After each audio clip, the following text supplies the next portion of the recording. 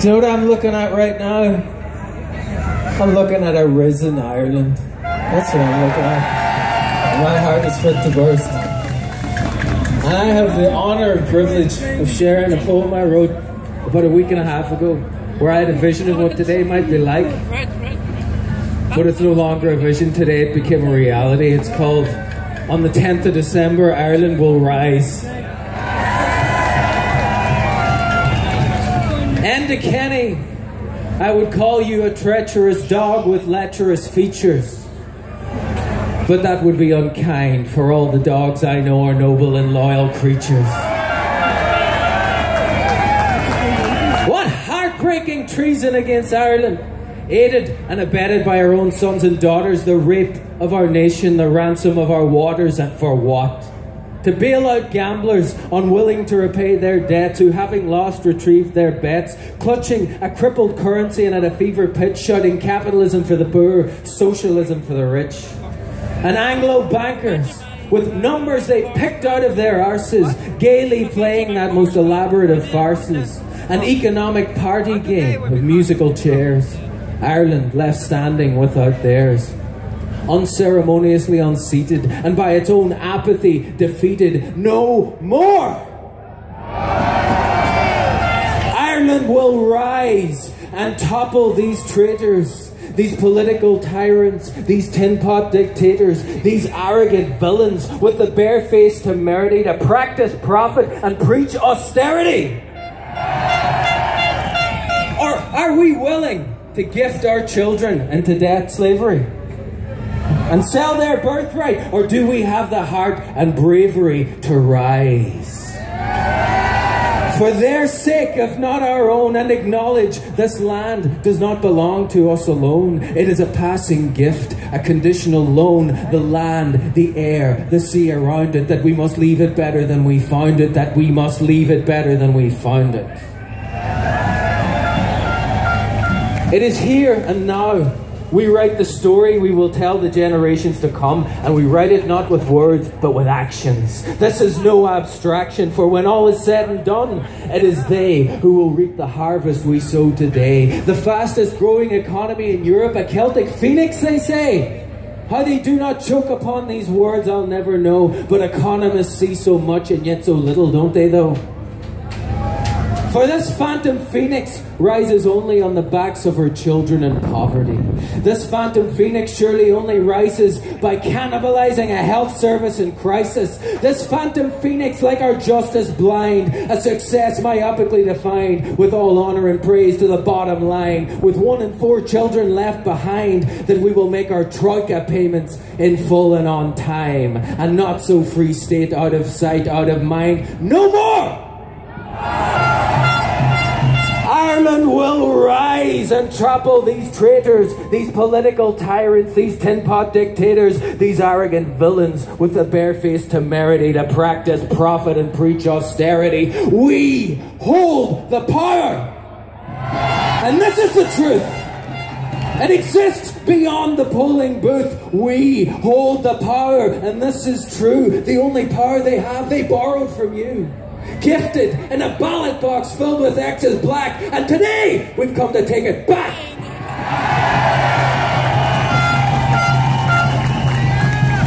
How far we've come in the last few weeks since we took to the streets, and the volumes it speaks when we do not go gentle into that good night, but instead stand up and fight for what's right. We must not give up this close to the prize. This government must fall, and Ireland will rise. Ireland will rise, and our voices will be as thunder shaking the Dail. 1 million will march, and our footsteps will echo and send them all scurrying like rats to the Liffey to hide and be flushed out to sea in the rising tide. We have become uncomfortably numb to corruption in Ireland. Haughey's expensive French shirts on his own private island. Brown envelopes for our oil, the duplicitous smile, and the knife in the back, the bankers who never reach trial, and the Gardaí who serve and protect in stormtrooper style, and a dark resignation to the state of our nation. And so for years, We played the political musical chairs. We played our part and they played theirs. They smiled and lied as if it never grieved them. And we, for our part, pretended we believed them. Like the Vatican, without a trace of panic, boldly rearranging the pedophiles on the deck of the Titanic. Too many of us played the game. When Fianna Fáil fails, we vote Fine Gael. When Fine Gael shafts us all, we run crying back to Fianna Fáil. And so it goes that every few years, ad nauseum, we install new lions in the Colosseum. And smiling at our politicians rearranged, we have the gall to wonder why nothing's changed. Nothing has changed because we have not changed, and nothing will change until we change. We are doomed if we seek compassion in inhumanity. It is the very definition of insanity to repeat yourself with each time new results expecting, when it is Tweedledum and Tweedledee we are electing. No more. We are awakened.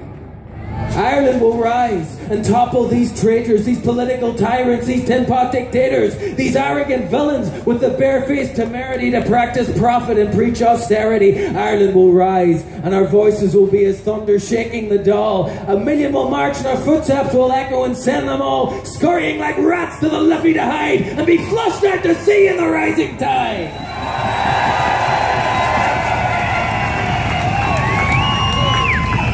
But revolution is for naught if we do not awaken and take responsibility for our part in this partaken. The devil's deal we struck to sleep and let the demons run amok no more.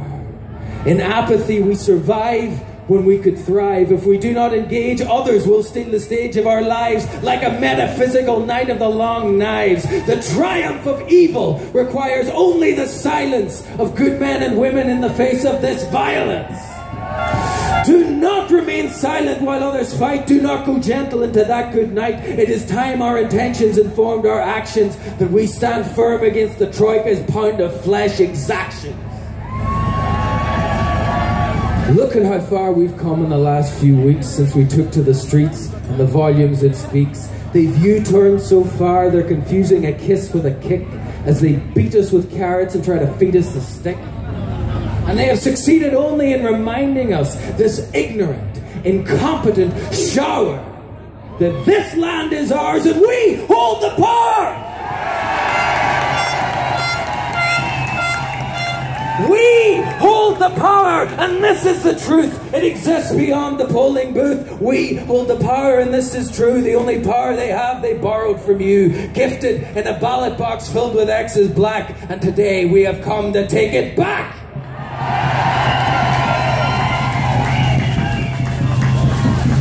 Peacefully, though we are to violence provoked, and consider your mandate revoked. For we are not willing to gift our children into debt slavery and sell their birthright, for we have the heart and bravery to rise for their sake if not our own, and acknowledge this land does not belong to us alone. It is a passing gift, a conditional loan. The land, the air, the sea around it, that we must leave it better than we found it, that we must leave it better than we found it. We must not give up this close to the prize. Today, this government must fall, and Ireland will rise. Andrew, absolutely brilliant. Andrew Galvin all the way from Letterkenny and County Donegal. Now we just have another couple of speakers and then we're going to have the finale, which will involve the Right2water Brigade.